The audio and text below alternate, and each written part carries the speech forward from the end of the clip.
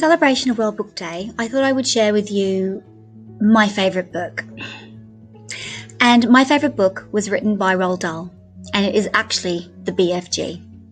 This is mainly because the BFG, or aka the Big Friendly Giant, reminds me of my grandfather, Maurice Garrett. That's him there in this PowerPoint. And if you look closely, I think you can see some comparisons. When I was a little girl, not much older than 4, my papa would read my sister and I this story. Now, I know it's hard to imagine me as being small, but I, like Sophie, looked at my grandfather and thought him to be very giant-like. He was tall and skinny, with really, really big ears, and he was from England, so many of the words were unusual. Okay, maybe even his own form of gobblefunk, a unique language only he spoke that no one really understood. Well, not to us Aussies anyway. The other similarity my grandfather shared with the BFG was his amazing ability to blow the most enchanting stories into our dreams and into our minds by telling us hilarious bedtime stories.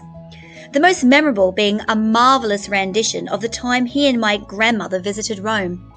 This story included a long train journey, a horrible dining experience, and a very fat porter who carried their bags from the train to the taxi, of which my grandfather insisted on acting out in an exceptionally theatrical manner.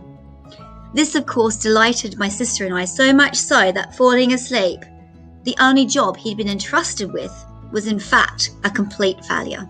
Needless to say, my mother was not happy.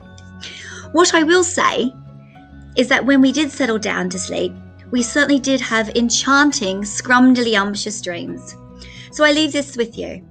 Books inspire imagination, dreams and happiness.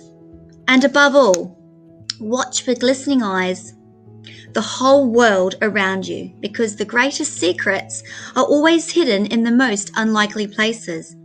Those who don't believe in magic will never find it.